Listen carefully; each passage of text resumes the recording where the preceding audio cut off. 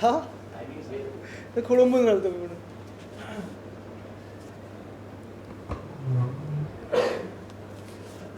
सुरू कधी का तसं सांगा. नाही यांच्याकडून आवाज आला नाही अजून म्हणून.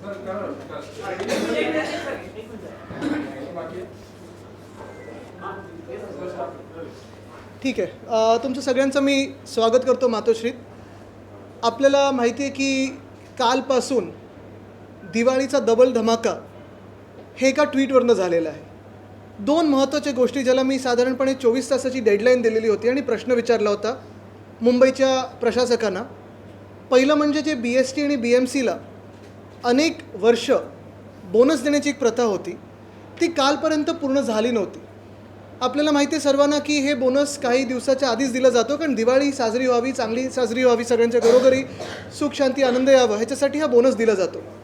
पण कालपर्यंत ज्या खोके सरकारने BMC आणि BSCच्या कर्मचाऱ्यांना विसरलेले होते त्याच खोके सरकारला एका ट्विटनी भाग पाडलं की बरोबर दुपारी लगेच बैठक बोलवायला लागली आणि संध्याकाळपर्यंत तो बोनस जाहीर करायला लागला. ही शिवसेना उद्धव बाळासाहेब ठाकरे या पक्षाची ताकद आहे.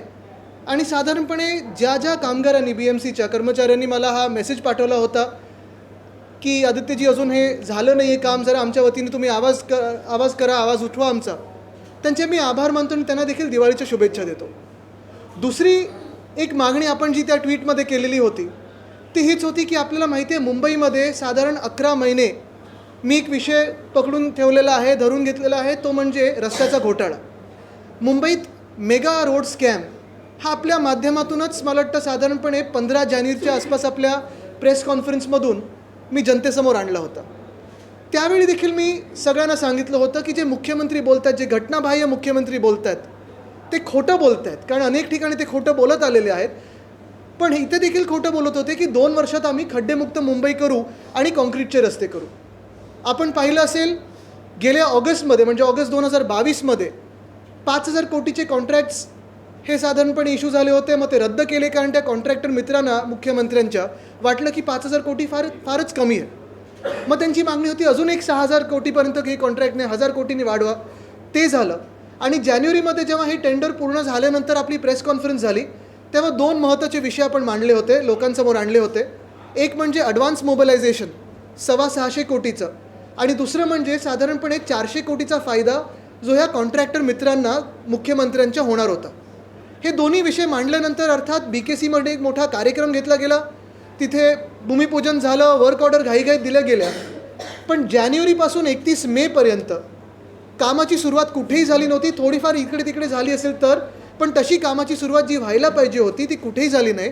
पण आपल्या प्रेस कॉन्फरन्सेसमुळे, तुमच्यामुळे, प्रेसनी हा विषय धरून घेतल्यामुळे आपण पाहिलं असेल 625 कोटी ॲडव्हान्स मोबिलायझेशनचे आणि 400 कोटी जे फायद्याचे होणार होते त्यांना 8% 9% जे काही मिळणार होते ते सगळे रद्द केले गेले. म्हणजे आपल्या प्रेस कॉन्फरन्सेसच्या माध्यमातून तुमच्या सहकार्याने मुंबईच्या आपण 1,000 कोटी तिथेच वाचवले.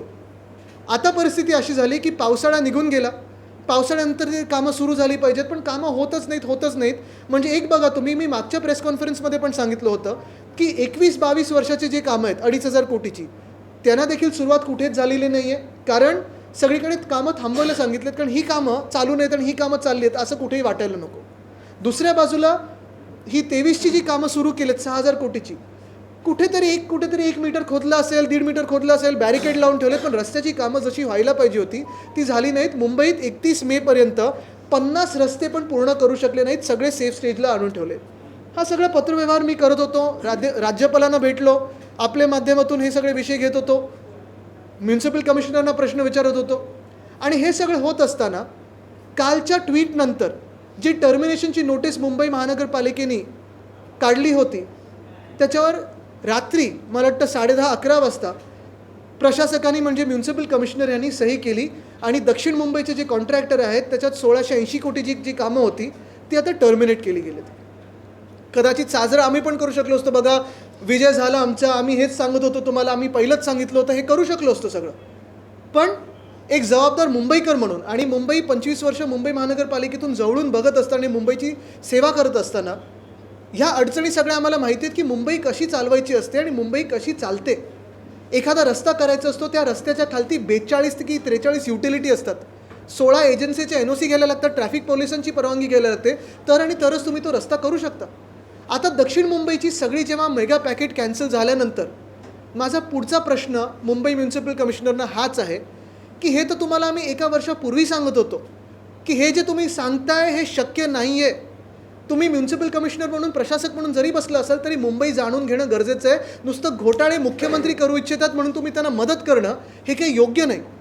आता पुढची जी कामं असतील दक्षिण मुंबईतली ती कधीपासून सुरू होतील?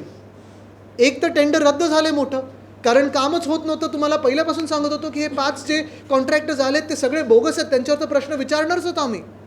पण आता दक्षिण मुंबईतली कामं रद्द झाल्यानंतर किती दिवसात पुढचं टेंडर येणार? तुम्ही मोठ्या कॉन्ट्रॅक्टरकडे जाणार की जुने कॉन्ट्रॅक्टर्स त्यांच्याकडे जाणार? कामं न होण्याची जबाबदारी कोणाची? अधिकाऱ्यांची असणार की कॉन्ट्रॅक्टर्सची असणार? खरं तर दोघांची असायला पाहिजे.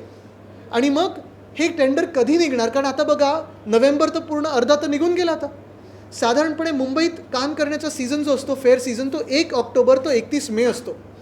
ऑक्टोबर निघून गेला आहे, नोव्हेंबर अर्धा निघून गेला आहे, टेंडर येईपर्यंत डिसेंबर निघून जाईल.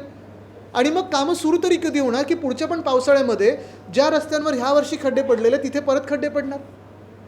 वर्षानुवर्ष जी मुंबईच्या रस्त्याची कामं असतात टप्प्याटप्प्याने होतात, कारण वेगळ्या वेगळ्या प्लॅनिंग एजन्सी आहेत. BMC आहे, MMRD आहे, SRA आहे, म्हाडा आहे, BPT आहे, रेल्वेज आहे, सगळे आहेत. ह्यांच्यासोबत जी कामं करायची असतात तसं ह्यावेळी न करता काहीतरी उगाच आज कुछ तुफानी करते आहे म्हणून धडाकेबाज कामं सुरू केली, पण कामं कुठेही सुरू झालेली नाही आहेत. आजचं जसं हे टर्मिनेशन झालेलं आहे तसं मी जानेवारीपासून सांगत आलेलो आहे की सगळेचे सगळे कॉन्ट्रॅक्टर्स किंवा जी कामं आहेत ते बोगस आहेत. कॉन्ट्रॅक्टरचं मी एकसुद्धा नाव घेतलं नाही आहे अजूनही, कारण मला कॉन्ट्रॅक्टरशी वाद करायचा नाही, मी कधी करत नाही. कामं करणारे कॉन्ट्रॅक्टर्सच असतात. पण जी पद्धत वापरली गेली, माझा आक्षेप त्याच्यावर आहे. कॉन्ट्रॅक्टर्सवर तर आहेच आणि अधिकाऱ्यांवर पण आहे. कारण आता तुम्ही बघा, जी शहरातली कामं तर रद्द झाली, पण ईस्टर्न सबअर्बमधली जी कामं आहेत, 918 की 920 कोटीची काहीतरी कामं आहेत, ते कॉन्ट्रॅक्टर कोण आहेत बघा. ते कॉन्ट्रॅक्टर मुख्यमंत्र्यांच्या कोणाच्या जवळ आहेत बघा. आणि त्याच कॉन्ट्रॅक्टरचा जो चिपळूणमधला ब्रिज पडलेला आहे ते एकच आहेत. मग चौकशी काही झाली आहे का की तो ब्रिज जसा पडला तसा उद्या इकडचे मुंबईतले रस्ते कुठेतरी खड्डे किंवा असे एकदम काहीतरी त्याच्यात फूट पडेल आणि तुम्ही असंच पैसे काढले आहेत म्हणून दिवाळी साजरी करत राहा? मुख्य गोष्ट हीच आहे की आपण पाहत असाल, जे मी काल सांगितलं की बोनस काल शिवसेना उद्धव बाळासाहेब ठाकरेच्या पक्षाच्या भूमिकेमुळे आणि जे आम्ही खोके सरकारचं डोळे उघडून दिले त्याच्यामुळे काल BST आणि BMCच्या कर्मचाऱ्यांना मिळालं. पण अजूनही मला वाटतं महत्त्वाचा प्रश्न हा आहे की आज ते खात्यात जे पैसे आहेत ते जाणार की नाही, कारण अनेक आश्वासनं या घटनाबाह्य मुख्यमंत्र्यांनी महाराष्ट्राला दिलेत. अगदी दहीहंडीच्या मंडळांपासून सगळीकडे एकसुद्धा आश्वासन पूर्ण कुठे झालेलं नाही. तसंच रस्त्याच्या कॉन्ट्रॅक्टरबद्दल पुढचा मार्ग काय? रस्त्याची कामं कधी सुरू होणार दक्षिण मुंबईतली? मला वाटतं परवा आपली प्रेस कॉन्फरन्स झाल्यानंतर रात्री BMCने काहीतरी उत्तर दिलं होतं की इथे आम्ही अमुक कामं सुरू केलेत, तिथे तमुक कामं सुरू केलेत.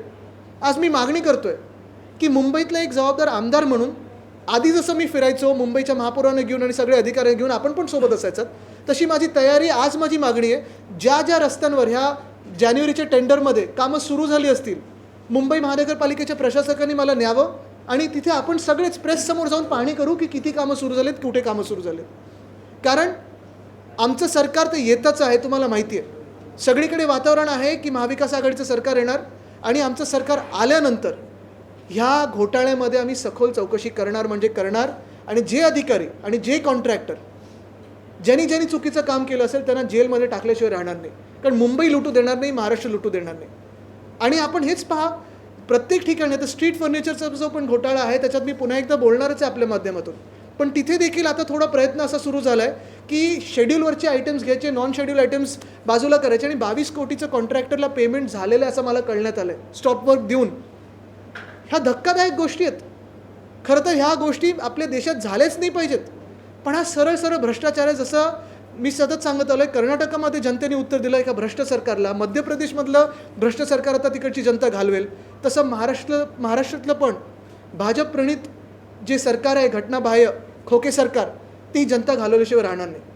आज पहा ना तुम्ही की जिथे जिथे आम्ही स्कॅमचे जे काही विषय घेतलेत, कुठे ना कुठेतरी भाजपचं कोणतरी एखादा नगरसेवक, माजी नगरसेवक, आमदार पत्र देतात आणि सांगतात बघा आम्ही केलं. ठीक आहे, तुम्ही करा, पण हिंमत असेल तर ह्या सरकारचा पाठिंबा काढा. म्हणजे एका बाजूला जे करायचं ते करायचं, खोके सरकार चालवायचं, पूर्णपणे पाठिंबा द्यायचा, महाराष्ट्र लुटायचा, महाराष्ट्राला संपवण्याचा प्रयत्न करायचा आणि दुसऱ्या बाजूला श्रेयवादात पडायचं. मला वाटतं त्याच्यात मी काही जास्ती जाणार नाही.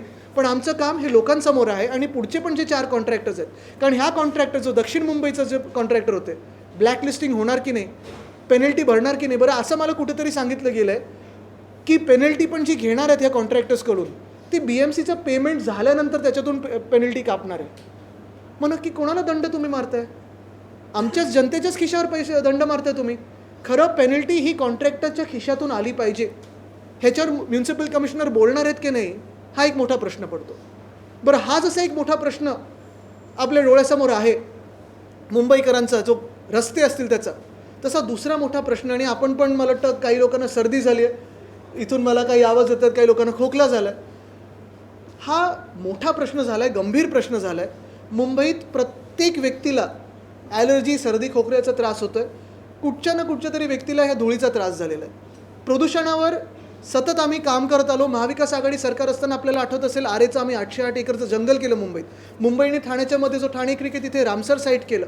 अनेक गोष्टी आपण फॉरेस्टेशन करत होतो, अर्बन फॉरेस्ट करत होतो, EV पॉलिसी आणली. ह्या सगळ्या गोष्टी आता हे सरकार, खोके सरकार आल्यानंतर बंद झालेल्या आहेत आणि पर्यावरण मंत्री देखील महाराष्ट्राला नाही आहेत. ही गंभीर बाब आहे. आज पहा तुम्ही, आपल्यातून कितीतरी लोक ट्विट करतात, रिपोर्ट्स लिहितात, बातम्या करतात, पण पर्यावरण खात्यातून किंवा पर्यावरण मंत्री म्हणून कोणी आपल्याला ह्या खोके सरकारमधून उत्तर दिलं आहे का? आज जशी हालत मुंबईची झालेली आहे, सगळीकडे आपण बघताय धुकं धुकं धुकं, स्मॉग सगळीकडे दिसत आहे. आणि मग म्युन्सिपल कमिशनर असेल, कोणी असतील, कुठची कारणं देत असतात की आता कचऱ्यामुळे झालं, कचरा कोण जाळतंय, अमुक जाळतंय, तसमुक जाळतंय. ही सगळी कारणं खोटी आहेत. ह्याच्यात आम्ही देखील काम केलेलं आहे. मुंबई क्लायमेट ॲक्शन प्लॅन बनवलेला आहे. त्या मुंबई क्लायमेट ॲक्शन प्लॅनप्रमाणे आम्ही काम देखील करत होतो. एक स्पष्ट कारण ह्याच्यात एवढंच आहे की जे कन्स्ट्रक्शन सुरू आहे बिल्डर्स आणि कॉन्ट्रॅक्टर्सचं, त्या बिल्डिंग आणि कॉन्ट्रॅक्टिंग साईटमधून ही सगळी धूळ येत आहे. ही सगळी धूळ मुंबईकरांना त्रास देत आहे. आणि ह्याचं कारण एवढंच आहे, आधी पण सरकार होती, आधी पण मुंबई महानगरपालिका होतं, आम्ही 25 वर्ष बघितलेलं आहे. कामं एवढीच चालायची, सगळीकडे रस्त्याची असतील, अनेक वेगळी कामं चालायची, पण प्रदूषण एवढं वाईट नव्हतं. ह्याचं कारण एकच आहे की जे नियोजन व्हायला पाहिजे ते नियोजन आज मुंबईमध्ये होत नाही आहे आणि अनेक शहरांमध्ये होत नाही आहे. कदाचित नगरविकास मंत्र्यांना त्यांचं खातं चालवायचं कसं हे माहिती नसेल, पण मूळ गोष्ट हीच आहे की आज मुंबईमध्ये तुम्ही पहा, जिथे जिथे कामं सुरू आहेत, मला एकसुद्धा बिल्डिंग साईट दाखवा जिथे ते हिरवे पडदे लावलेले आहेत, स्प्रिंकलर लावलेले आहेत, अजून काही जे नियोजन म्हणून सांगितलेलं आहे. मार्चमध्ये पण ह्याच प्रशासकांनी अशीच गाईडलाईन काढली होती. काही झालं त्या गाईडलाईनचं? कुठेही दिसली तुम्हाला गाईडलाईन? कुठेही नाही दिसली. आणि परत मग धुकं आलं, फॉग आला, स्मॉग आला, स्मॉग आला की परत तीच गाईडलाईन काढतात, बैठक दाखवतात आणि मग काही ना काहीतरी चालतं. पण ज्या मुंबईमध्ये पालकमंत्रीच एक बिल्डर आहेत, त्यांच्याकडून काय अपेक्षा ठेवायची आम्ही तरी? हा मोठा प्रश्न झालेला आहे. मग आज मला वाटतं मेट्रोचं काम थांबवलं, उद्या कुठच्या तरी फ्लायओव्हरचं काम थांबवतील. पण ही जनतेची कामं थांबवण्यापेक्षा मी या खोके सरकारला आग्रह करीन की थोडी तरी हिंमत दाखवा आणि जे बिल्डर आणि कॉन्ट्रॅक्टर तुमचं सरकार चालवत आहेत ना, त्यांची कामं थांबवण्याचा प्रयत्न करा. आज BKCमध्ये बघा, जेवढं बांधकाम चालू आहे, कुठेही तुम्हाला हिरवा पडदा दिसला आहे का आजूबाजूला येता जाताना? कुठेही स्प्रिंकलर दिसलेत का? पण प्रत्येक वेळी कुठचाही प्रॉब्लेम आला, कुठचाही विषय आला की मुख्यमंत्र्यांचा एक स्टँडर्ड रिस्पॉन्स असतो, कॉन्ट्रॅक्टर ड्रिव्हन रिस्पॉन्स. आत्ता पण त्यांनी काय आयडिया काढलेली आहे? स्प्रिंकलर गन विकत घ्यायच्या, स्मॉग टावर लावायचे, किती 30-32 कोटीचे स्मॉग टावर लावायचे. हां, ते काय आज मी ऐकलं 1000 टँकर विकत घ्यायचे आणि रस्ते धुवायचे. ह्या कारणामुळे मुळात कुठेही प्रदूषण होत नाही. प्रदूषण हे तुमच्या बिल्डर्सच्या साईट्सवरनं येतं. हिंमत दाखवा आणि ते काम रोखून दाखवा पुढचे 15 दिवस. जोपर्यंत ते जे काही तुम्ही गाईडलाईन दिलेल्या आहेत त्या पाळत नाही, तोपर्यंत काम रोखून दाखवा. कारण मुळात आपण 1000 टँकर विकत घ्यायचं म्हणजे कॉन्ट्रॅक्टर आला, रेंटवर घ्यायचं म्हणजेही कॉन्ट्रॅक्टर आला, स्प्रिंकलर गन घ्यायची म्हणजे कॉन्ट्रॅक्टर आला, तुमचं ते आत्ता काय सांगितलं त्यांनी, स्मॉग टावर घ्यायचे म्हणजे कॉन्ट्रॅक्टर आले. हे सगळं झाल्यानंतर कॉन्ट्रॅक्टरचं परत बोनस. पण मुंबईकर करणार काय ह्याच्यावर प्रश्न. आणि हे सगळं होत असताना हे 1000 टँकरमध्ये पाणी भरणार तरी कुठून? तुम्हाला माहिती आहे महाराष्ट्रात पाण्याचा मोठा प्रश्न आहे. दुष्काळ काही काही अजूनही जिल्ह्यांमध्ये, तालुक्यांमध्ये आहे. आणि हे सगळं होत असताना, एल निनो आपल्या राज्यात येऊन गेले असताना मुंबईकरांवरच सतत ही टांगती तलवार का, की पाणी पण तुमचंच, कॉन्ट्रॅक्टरसाठी पैसे पण तुमचेच आणि तुमच्याच नाका आणि घशात आम्ही प्रदूषण टाकू. हे सतत मुंबईकरांना खच्चीकरण का चाललं आहे, हा आज माझा त्यांच्याकडे प्रश्न राहील. बोम्बशेल लिया था, आखिरकार बीएमसी को ये कॉन्ट्रैक्ट टर्मिनेट करना पड़ा। बिल्कुल। कल आपने देखा होगा मैंने एक ट्वीट किया था, उसमें मैंने दो मांगे रखी थी। पहली मांग तो यही थी कि जो हमारे बीएमसी और बीएसटी के कर्मचारी है उनको जो दिवाली का बोनस दिया जाता है, इस साल खोके सरकार भूल गई थी उनको, तो बोनस दिया जाए। तो मेरे जैसे ही ट्वीट आए वैसे ही आप सभी ने उसको दिखाया, उस ट्वीट को दिखाया, और लगभग 6-7 घंटों में ही बोनस डिक्लेयर किया गया। वैसे ही दूसरी मेरी मांग थी कि जो एक कॉन्ट्रैक्टर है साउथ मुंबई के, दक्षिण मुंबई के, यानी वो कॉन्ट्रैक्टर तो रहते नहीं, लेकिन वहाँ के कॉन्ट्रैक्ट्स मिले हैं, लगभग 1600 करोड़ के मिले हैं उनको contracts.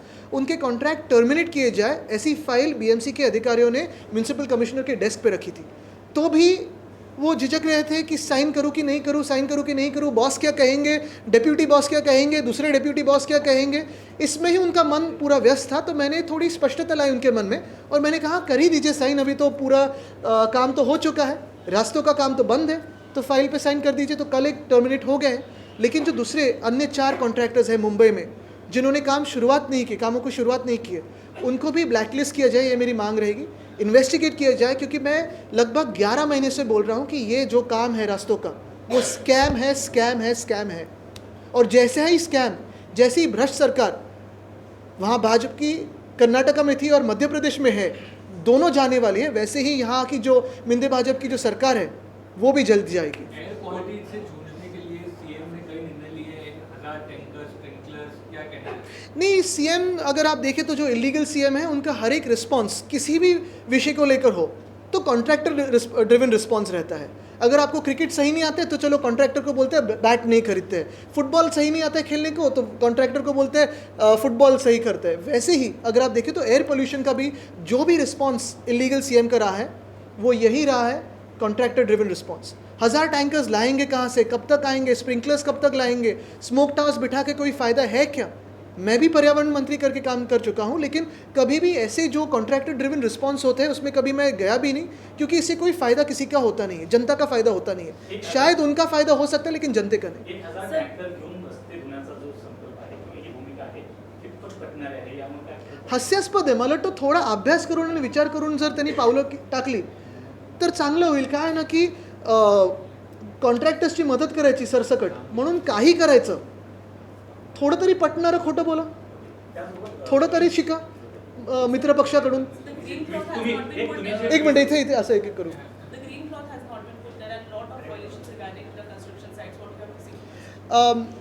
The air quality in Mumbai has been terrible, and if you see, right from January this year, the BMC has issued multiple guidelines on air quality management. None of those guidelines are followed, and every time there is smog in a city, there's terrible air quality, the BMC comes together and tries to help a new contractor. The illegal CM has been wanting to push his contractor friends all across the board. Today, if you see, every response to any issue is a contractor driven response. Sprinklers, smog towers, buying 1,000 or renting 1,000 tankers, where will the water come from? We are already facing a drought. In that you want to use water. You want to help contractors by renting or buying tankers. Instead of this, I will urge the Khoke Sarkar to actually show some effort, show some strength, and stop the works of all those errant builders who have been violating these guidelines. I will also urge all the citizens to actually click pictures and tag the BMC and send it to the BMC Municipal Commissioner's house or his office to show where all the buildings in their neighborhood are not following the guidelines. रस्ते काम कंत्राट जे terminate केलेलं दक्षिण मुंबईचं त्यानंतर कुठेतरी credit घेण्याचा प्रयत्न भाजपचे माजी नगरसेवक मदन नार्वेकर यांच्याकडून होतो का? कारण त्या संदर्भात त्यांनी पत्र केलं. मला वाटतं ह्याच्यात स्ट्रीट फर्निचरमध्ये पण असेल, इथे पण असेल, मी नाव न घेता सांगेन की काही त्यांच्या पक्षातले लोक श्रेयवादासाठी प्रयत्न करतात. आता काय तसं राम मंदिरमध्ये पण त्यांनी केलेलंच आहे, सुप्रीम कोर्टाचा निर्णय श्रेय ते घेतात. पण मुळात हीच गोष्ट आहे की हेच बघायला पाहिजे की जर एवढं त्यांना वाटत असेल की भ्रष्टाचार सुरू आहे, सरकार बसवलं कोणी, पक्ष फोडला कोणी, परिवार फोडला कोणी, आशीर्वाद कोणाचे त्या सरकारवर, काळा पाठिंबा या सरकारमधून बाजूला व्हा, हिंमत दाखवा. पक्ष म्हणून भूमिका घेत नाही पण श्रेयवादासाठी पत्र टाकतात, ही काही भूमिका कुठच्या पक्षाची होऊ शकत नाही. एक मिनिट, असं असं आदित्यजी, तुमच्या विषयाच्या पेक्षा जरा वेगळा विषय आहे. आज मातोश्रीवर उद्धव ठाकरेंनी नेत्यांची बैठक आयोजित केली होती. काही महत्त्वाचे निर्णय झाले पक्षाच्या दृष्टीनं, तुम्ही माहिती देणार असं कळलं म्हणून तुम्हाला? नाही, मी आज बैठकीत नाही, पण निर्णय घेतले गेले? वाईट बॉलला मी आत्ता बॅट टाकणार नाही, कारण नाही दिनेशी, कसं आहे की हे दोन विषय जे आहेत ते महत्त्वाचे आहेत. आमच्या नेत्यांच्या बैठकीत अनेक विषयांवर चर्चा झाली, या जनतेच्याच विषयावर चर्चा झाली. पण महत्त्वाची गोष्ट हीच आहे की आज मुंबईमध्ये रस्ते होणार की नाही पुढच्या 1.5-2 वर्षात, हा प्रश्न मोठा उभा राहिलेला आहे. आणि दुसरं म्हणजे प्रदूषण. तर त्याच्यावर आज ही महत्त्वाची प्रेस कॉन्फरन्स घेतलेली आहे. एक करू. दंड लावलेला आहे, बरोबर आहे, पण हे साधारणपणे मला मेपासून ऐकू येते. ते दंड वाढत चाललेलं आहे, पण दंड भरणार कोण? म्हणजे आत्ता तरी कंडिशन अशी मला माझ्या कानावर आलं की जे पेमेंट BMC ह्या कॉन्ट्रॅक्टरनं करेल त्याच्यातून हा दंड कापला जाईल. खरं तर हा दंड त्यांच्या बँकेच्या अकाउंटमधून घेतला पाहिजे, ब्लॅकलिस्ट केलं पाहिजे, FIR टाकली पाहिजे, चौकशी झाली पाहिजे. कमीत कमी दंड त्यांच्याकडून तरी घ्या तुम्ही काढण्यापेक्षा. म्हणजे दंड लावता आणि दंडवट घालता, हे कुठचं प्रकार झाला? तुम्ही वारंवार उल्लेख करतात की बोगस टेंडरिंग. बोगस टेंडरिंग म्हणजे नेमकं काय होतं? बोगस टेंडरिंग म्हणजे आपल्याला आठवत असेल त्यावेळी मी ब्लॉग पण लिहिला होता. 5 कॉन्ट्रॅक्टर्स मोठे आणले आणि 5 कॉन्ट्रॅक्टर्सना 5 पॅकेट्स दिले मुंबईचे. त्याच्यात बरोबर प्रत्येक कॉन्ट्रॅक्टर जो जिंकला आहे कॉन्ट्रॅक्ट त्याला 7 ते 9% जिंकायला दिलेला आहे, जो हरला त्याला 9 ते 13% दिलेला आहे. आणि प्लस त्याला 18% वेगळा GST आणि 8% वेगळा बेनिफिट दिलेला आहे. हे लोकांसमोर हे ओपन शॉट केस आहे करप्शनची. ही करप्शनची ओपन शॉट केस आहे. पण हे असं कोणी पत्र टाकण्यापेक्षा चॅलेंज देतो, सरकारमधला पाठिंबा काढा. बिहारमध्ये नितीश कुमार सरकारनं आता 50% पेक्षा जास्त आरक्षण देण्याचा निर्णय घेतला. महाराष्ट्रात देखील तसं व्हायला पाहिजे आणि मराठ्यांना आरक्षण दिलं गेलं पाहिजे का? काय नेमकं त्याच्यावर मला वाटतं उद्धव साहेबांनी भूमिका मांडलेली स्पष्टपणे. पण आज ह्या 2 विषयावर मी मांडीन, त्याच्यावर वेगळं आपण बोलूच.